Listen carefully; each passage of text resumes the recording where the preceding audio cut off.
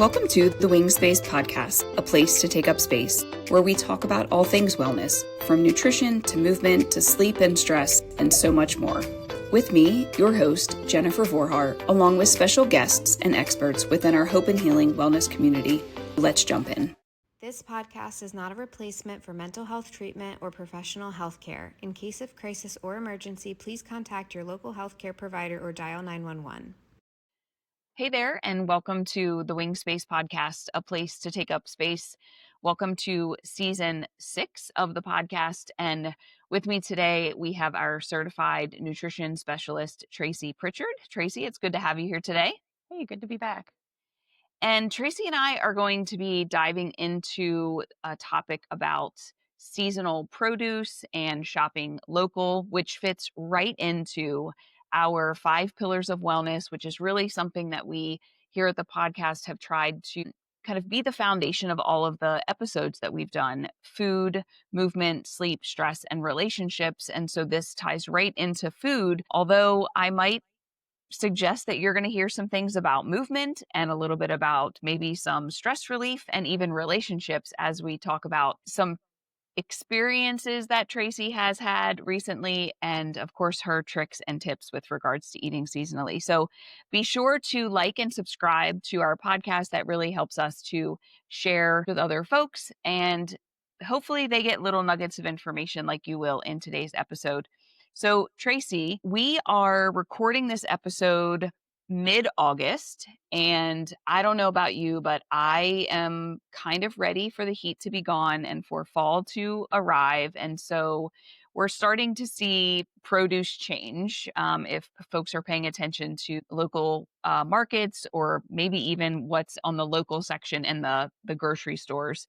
So why is this important to pay attention to the local produce and the seasonal produce?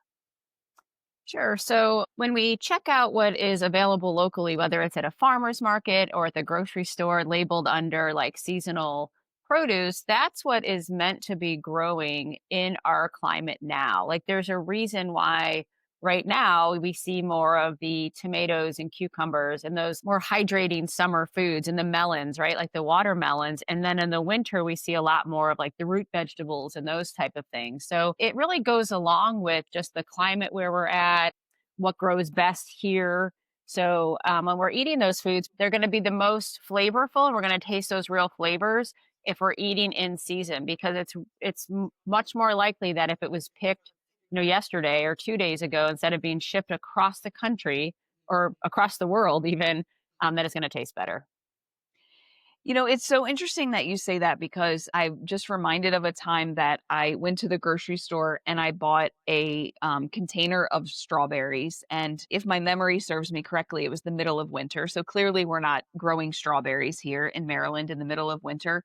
And they were so red and they were so plump and they looked so good. And I bit into them and they had no flavor. I mean, it was just nothing. It was not even a glimpse of sweetness to them. And so who knows where they were actually grown, because I didn't really pay attention to that. But if I then think about an experience where I go to the local farmer's market, and we live in an area where there's Amish, and I love to support those local farmers. And so if I go to the Amish market and I get a big red juicy tomato, that tastes so good, especially this time of year, backyard barbecues and things like that. So I wonder how many of our listeners have thought about, how our food tastes and compared to when we are buying it and produce when it's supposed to be grown. Well, I'd like to bring up that point too. Like you mentioned how those strawberries looked, right? So what they look like in the winter. So you were expecting it to taste as good as it looked. And that's a fallacy, right? Because you might bite into a piece of watermelon not knowing how it's going to taste, and it be juicy and sweet and like, wow, this was the best watermelon ever. But we're judging it, right? Like, don't judge a book by its cover. When you go to the farmer's market, I suspect that the tomatoes don't all look the same. Like there's likely going to be some ugly heirloom tomatoes out there. But when you go to the grocery store, a lot of times everything looks exactly the same, very uniform. That's not normal. That's not how food actually grows. Each potato, like what's the chance that every potato stacked up is exactly the same size? At the grocery store, it often is. But yet, when you go to a farmer's market, there are all kinds of shapes, sizes, crevices. But I think as consumers, we're used to things looking a certain way. I learned that by experience. We have chickens, and all the chicken eggs do not look the same. And I love our chickens. We have chickens that lay colored eggs, so we have blues and greens, and they're just really pretty eggs. But they're all shaped a little differently, and they're different sizes, and some are a little more round or more oblong or more egg shaped. Whereas if you go to the grocery store and you pop open one of those cartons of eggs, they are pure white and exactly the same size. And you're right, it's that's not how nature not how they're made when they are fresh. Sure. And I want to say that, like, when you shop and cook at these markets and you eat like the local produce, you're reconnecting with those cycles of nature in our region. But then you might think, like, well, but I like this stuff in the winter and I just can't get it then. Well, guess what? That's where some of the traditional food storage methods come in. Some people like to do some canning. If you're like me, that seems a little scary with thermometers and boiling water. I've done it, but I'm more of someone who might freeze some of the produce to, use later. Like if you get an abundance of, blueberries or blackberries when you're picking them, you can freeze them and use them later in smoothies and in, baked goods, whatever you're going to do. So if you're someone who is perhaps sad to see the current seasonal produce go away, think about ways that you could preserve or can or freeze it for, use later. Yeah, that's a good idea. I've also started to try kind of unrelated, but if my produce starts to go bad and I realize I'm not going to consume it before it starts to fully go bad on me, I'll freeze it. So I'll throw those strawberries in the freezer or the blueberries or a couple weeks ago I actually had over purchased carrots and potatoes intending to make a meal that I ended up not making, and I was like, "You know what? I'm just going to make some freezer meals." So I cut up the potatoes and the carrots and threw some onions and some seasoning in there, and then I figure this winter throw a roast in the crock pot and I've got dinner made, and I didn't have to waste food either. And I'm pretty sure I got it from a market. So it was fresh carrots and potatoes that I was freezing for later too. Yeah, it's interesting you mentioned that because I remember, years and years ago, if I was going to go on a trip and I'm like, oh no, I've got this lettuce left, I would just be like, chuck it. It'll be brown and gross and slimy when I get back. But now I think, what could I do with it? And I'm much more likely to put some berries in a bag, the lettuce in a bag, and do some smoothie freezer meal prep with that lettuce so that I don't waste it. But exactly. And for people out there who are thinking, oh, I'm not that creative. If I had potatoes and carrots, I wouldn't know what to do. Google it. Google like freezer meal with potatoes and carrots. It will give you ideas of how to use that so that you don't have to get rid of it. Absolutely. I mean, there's so much food waste in our country. I know America, there's statistics out there, I'm sure, about food waste.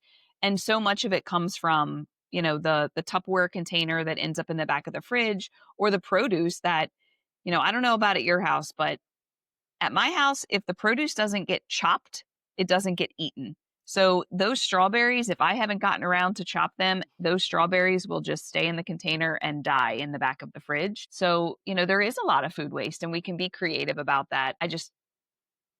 We just have to think about what we're going to do with that ahead of time.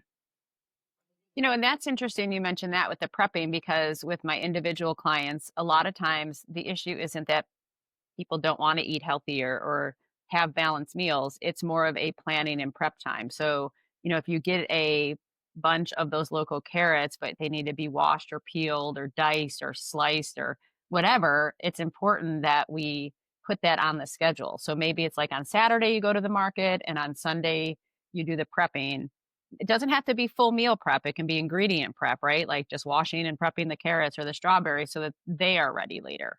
I think I think with like the last 5 or 10 years with all the focus on meal prep, some people have done it and they're like, "Oh my gosh, it's too stressful. I don't want to spend 4 hours on Sundays meal prepping." Well, you don't have to. Like why not just prep a couple things? Prep the ingredients, the raw materials.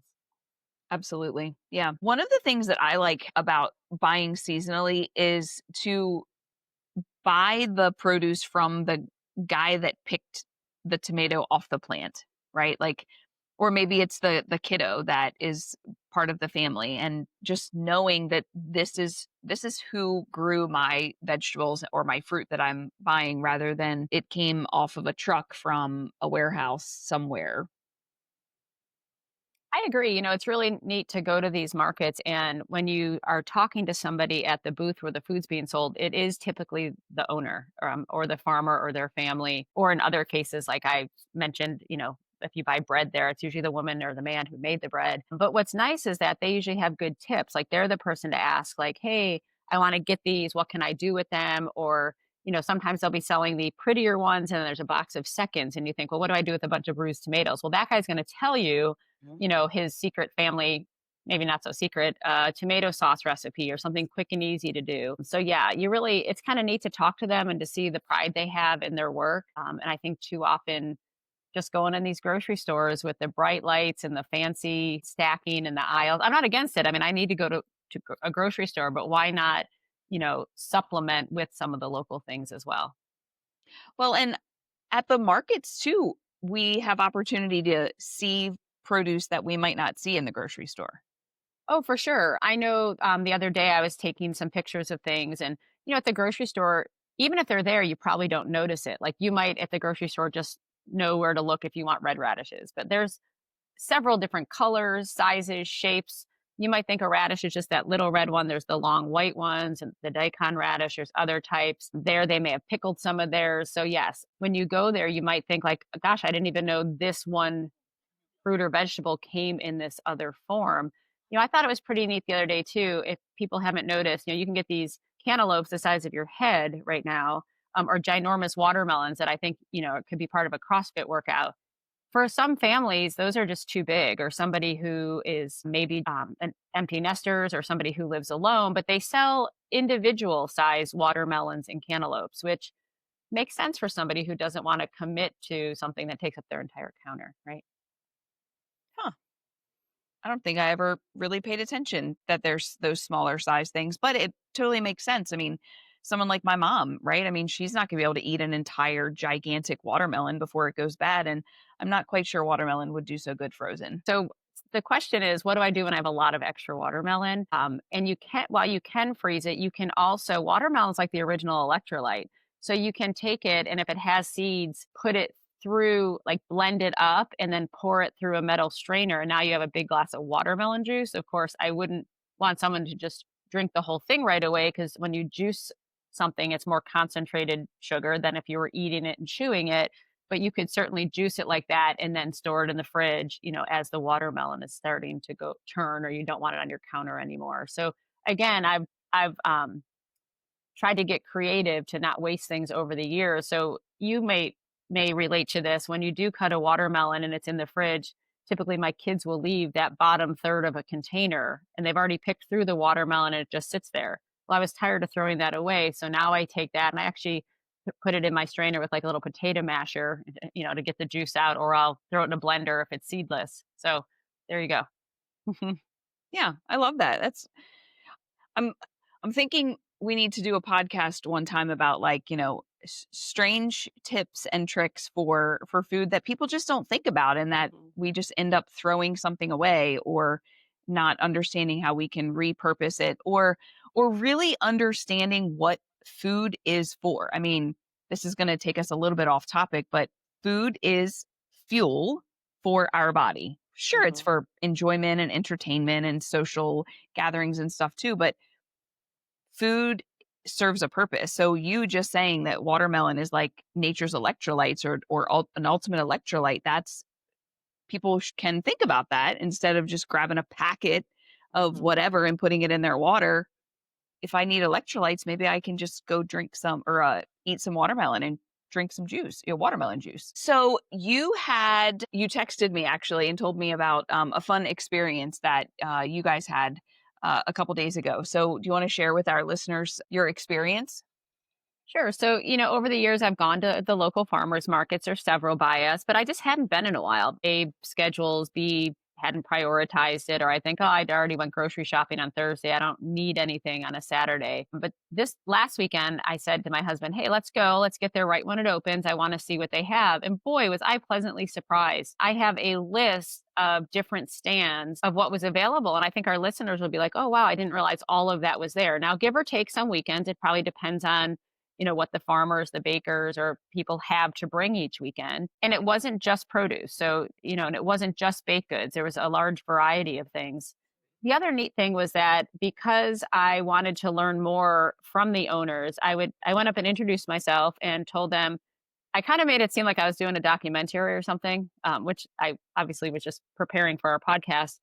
And they were so willing and happy to tell me about their business and where to get more information and give me their business cards. The first one I went up to was actually a crab company. And the woman that I met, her husband is a waterman and he goes crabbing. And she kind of told me about their family and the business. So, even beyond this farmer's market, now I have their card. If I need fish, this is going to be the first number that I call. I thought that was really neat.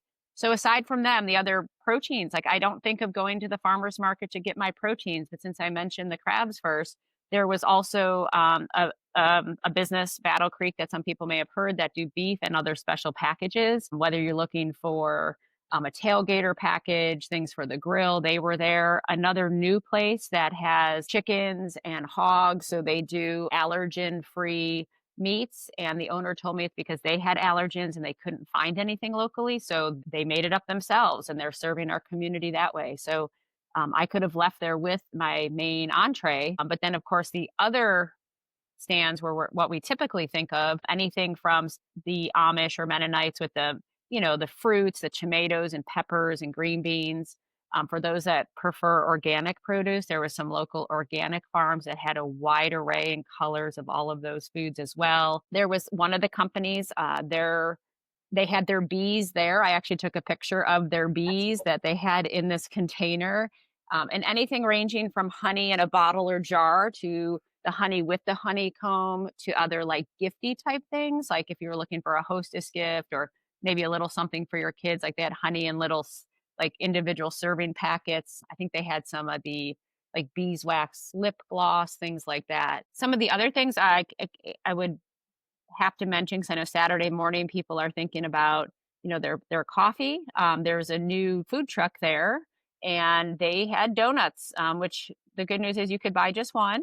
You could buy a half a dozen or a dozen, and they had coffee, cold brew coffee and things like that. So you could just wake up, go to the farmer's market, start your day there if that's how you choose. There was a bakery there. The bakery, they had their fresh milled baked goods, including sourdough loaves, which I had no idea you could do so many different things with. Like in addition to traditional type loaves, they had like a double chocolate espresso loaf, a white cheddar apple.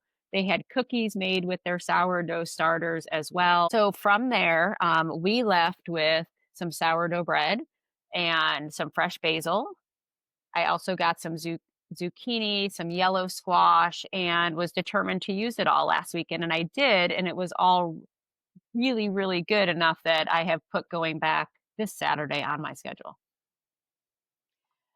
So when we first started this podcast, I mentioned that our listeners might be able to hear a little bit more than just the food portion of our 5 pillars. So I'm hearing in their movement, obviously, because you're walking around the market. I'm also, seeing the sunshine, the fresh air. That's just like the trifecta for me. And then relationships, right? You're having conversations with the local farmers. You're having conversations with maybe other patrons. You and your husband are talking about, oh, what could we make with this? Or, oh, so-and-so might like this.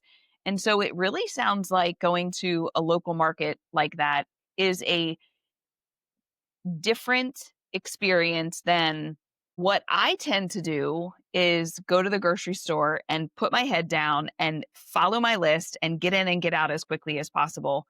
I tease and joke that, going to the grocery store during the COVID years was great because I could wear a hat and my mask and nobody would know who I was and I didn't have to stop and talk to anybody. I could get in and get out. But the farmer's market sounds like such a different and much more enjoyable experience.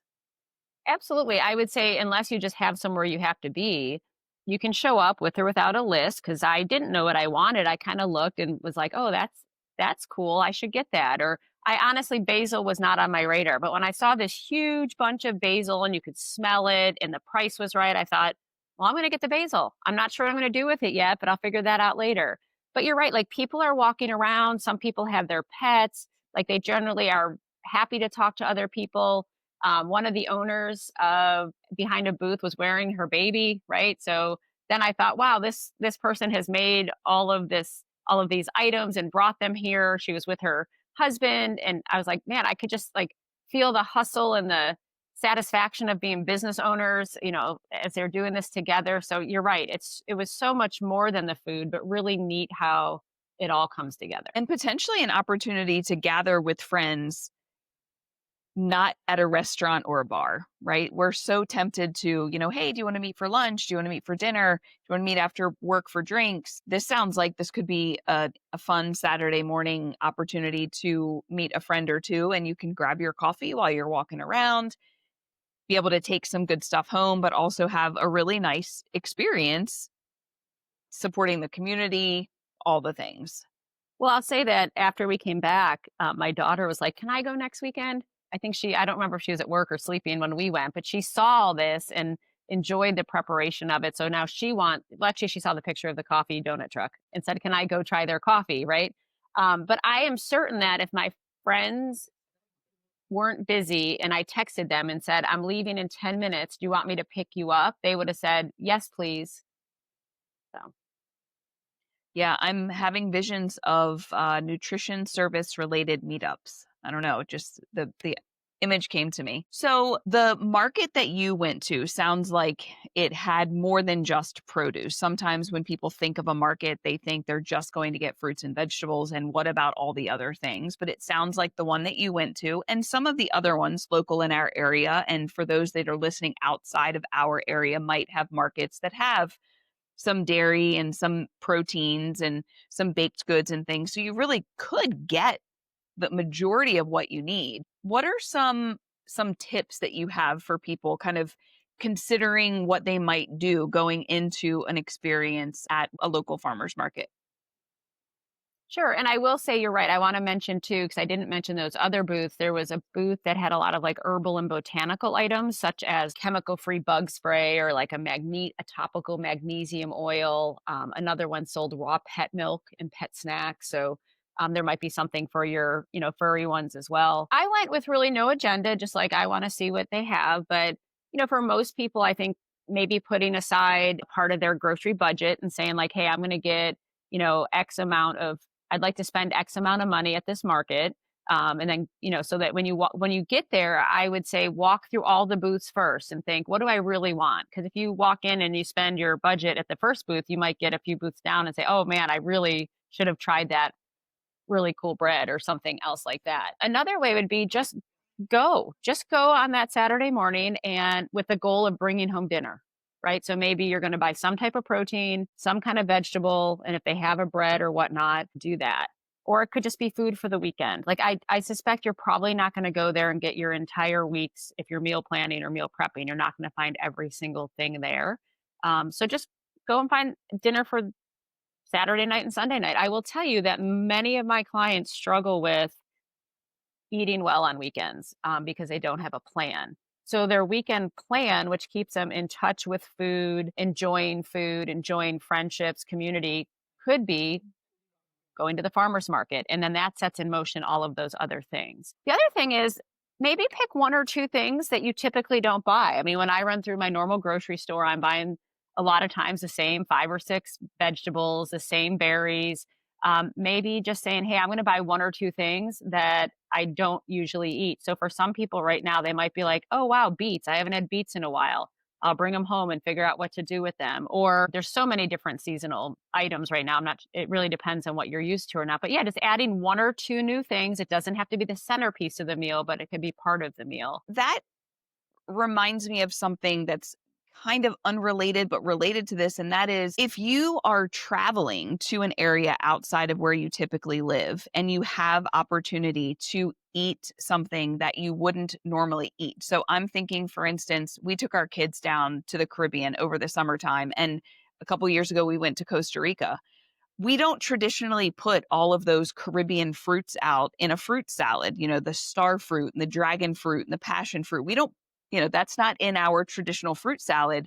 So we really encouraged our kids to try what is local to those areas, what is fresh there, because it's going to be really good if you're getting it there on the island or in that Caribbean country. It might not be so good if I buy it at the local grocery store where it's spent however many days getting to where it is. But the same could be true if you're going to the Northeast or the Pacific Northwest or out to California or something like that. There's local produce that grows in those places that doesn't grow well here.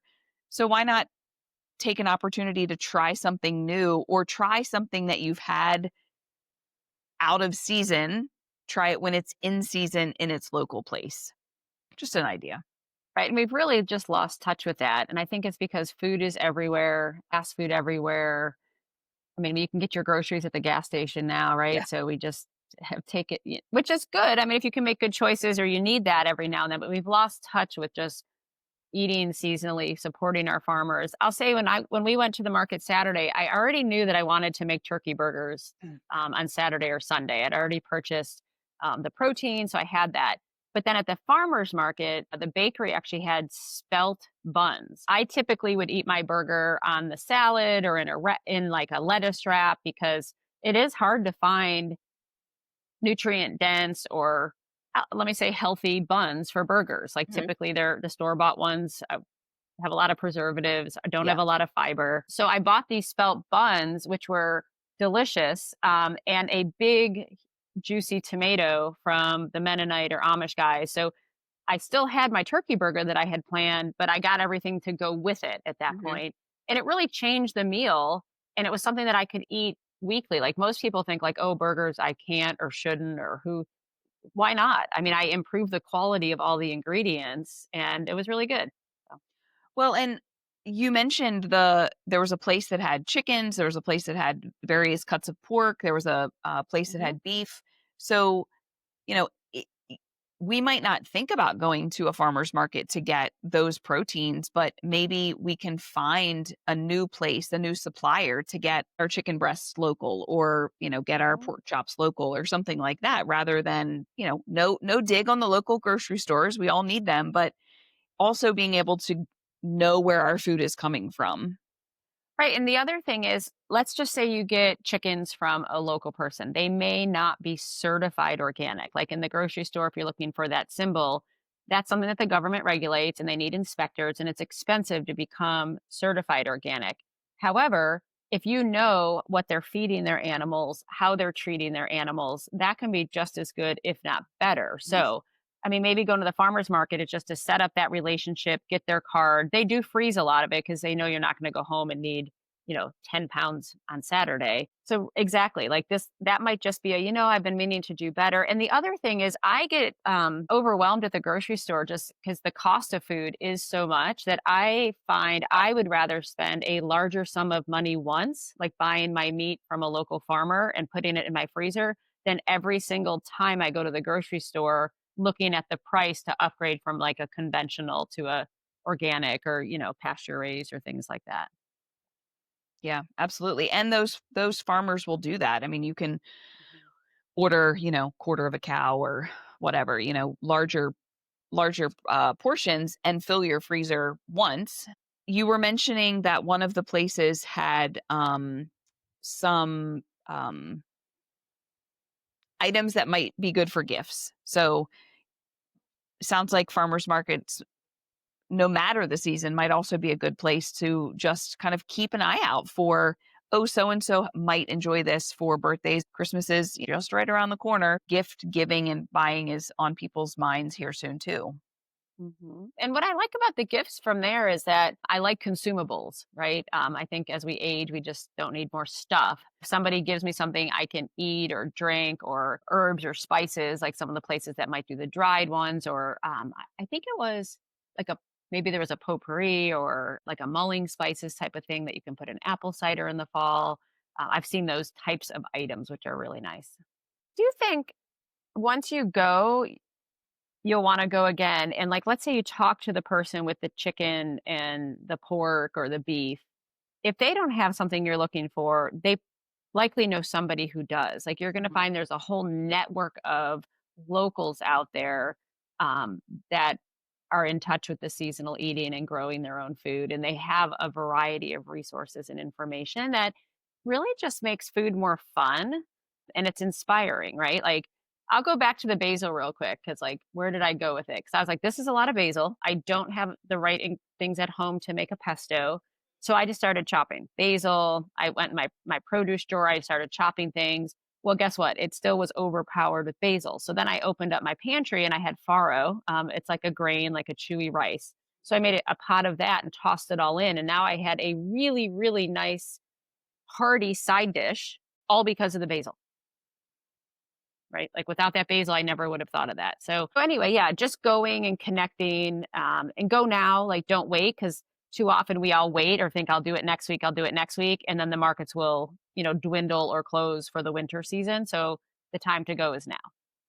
Yeah, and you can go to your tourism website for your local area. So I think for us, it's like stmaryscounty.com or something like that. And it'll tell you where all of the local farmers markets are, whether you're in the northern part of the county or the southern end. If you're not in St. Mary's County and you're in another area of the state or the country, you can go to those tourism websites and you can find where your local farmers markets are, what their hours are. A lot of them are, only on Saturday or maybe on a Wednesday in the middle of the week. And what I've experienced before is, in the Charlotte Hall area of Maryland, there's a market on Wednesday and Saturday. And I've experienced before where I've gone on Wednesday and I've said to the farmer, do you have fill in the blank?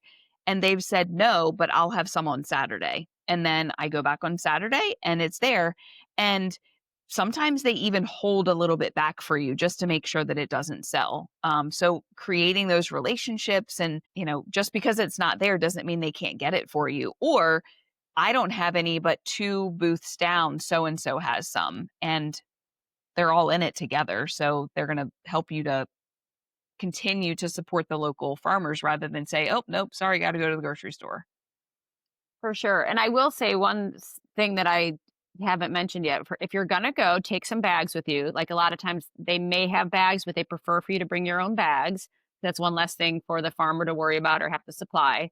And a lot of the booths, not a lot, some of the booths will only take cash. So it's important to either bring cash or understand that if you choose to use a credit card, there's typically going to be a processing fee, because otherwise they aren't making any money. So they're very small business. The larger businesses, grocery stores, they'll take any kind of payment because they're doing things with such volume. But for a small business owner, that just eats right into their profit and their time. And a lot of these guys, might be a side job, right? Like, the bakery, they may have other jobs during the day. Some people may be healthcare workers or first responders, and they have this side business. So supporting them and understanding that the cash or credit card, just how it works.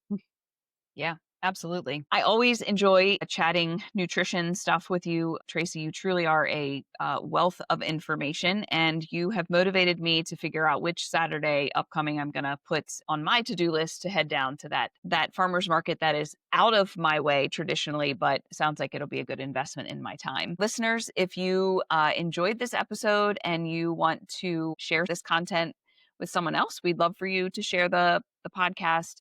As always, we would love to hear your ideas, so feel free to reach out and send us a DM or an email, Jennifer@hopehealingtherapy.com. Again, Tracy, thanks for joining me, and to the listeners, thank you for joining us, and have a great day.